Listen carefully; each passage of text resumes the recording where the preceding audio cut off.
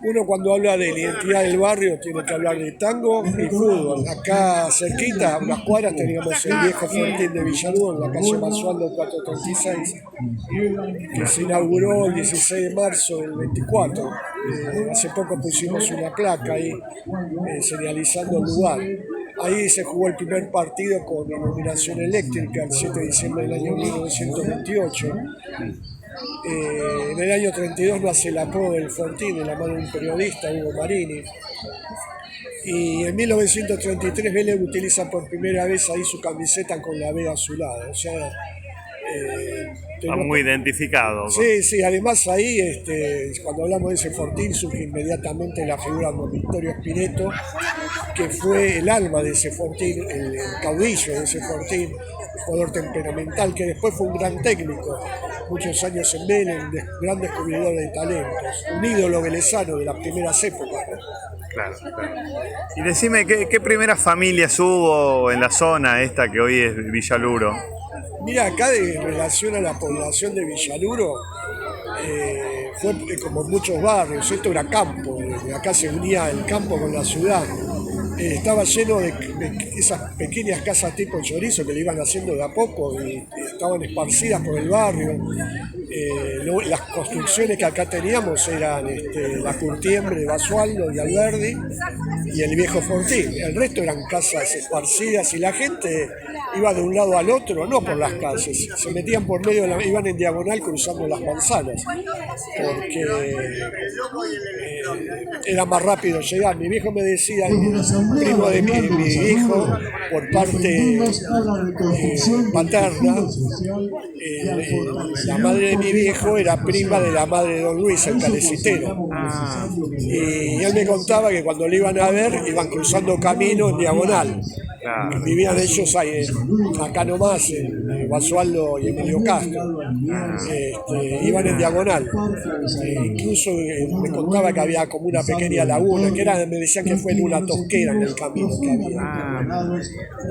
Pero era el barrio, mi hijo siempre me decía que si a vos te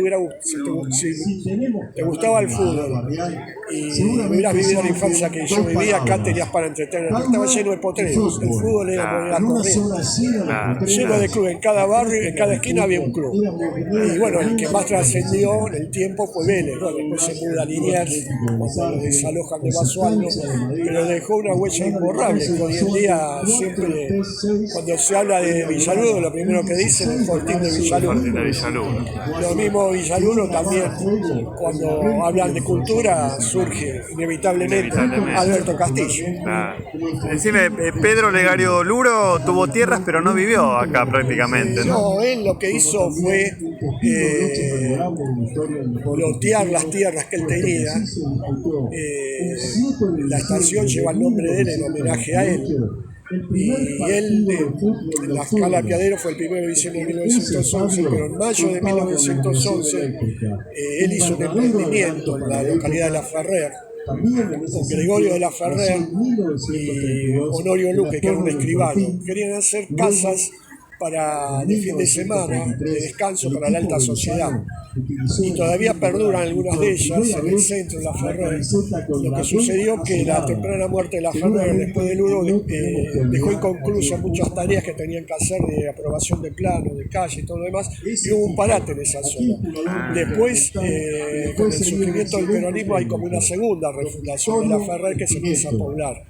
Pero muchos no lo sabían eso, de que el mismo año La Ferrer también, en mayo de 1911, inauguran la estación. O sea que hay una relación entre Villaluro y La Ferrer. Sí, ¿no? la localidad de La Matanza con la capital. A veces vemos la General Paz y divide, dice, capital de provincia. Yo digo, más que dividir, es una avenida de unión entre la capital y el Gran Buenos Aires, ¿no? ¿Y qué me puede, lo último, ¿no? ¿Y qué me podés decir de Penco, que fue otro vecino que tuvo su casa? Él, era la familia Penco, que tenían un chalet donde está ahora la iglesia de Corpus Domini, que eran todas chacras acá de grandes extensiones. Al morir la viuda de Penco es la que termina donando eso a la iglesia, y ahí se construye la iglesia de Corpus Domini. Pero todas eran grandes extensiones, eran chacras, y así como había donaciones acá, también en Liniers con los Sant'Ogiani, ¿no? Donde está el hospital, donde está la iglesia Tránsito de San José, también esa es una donación del Padre Manzano. Pero tiene mucho en común con toda la zona en general. Se fue formando de a poco, por eso no podemos hablar de fundación, de formación, que es otra cosa de los barrios. Claro. Bueno, gracias Jorge por el testimonio. Espero que les sirva Hola, buenas tardes. a los que escuchan esto, para que vean un poco la historia de Villaluro, que tiene muchos puntos en común con Empezamos otros en el barrios. 2003. Gracias. De nada.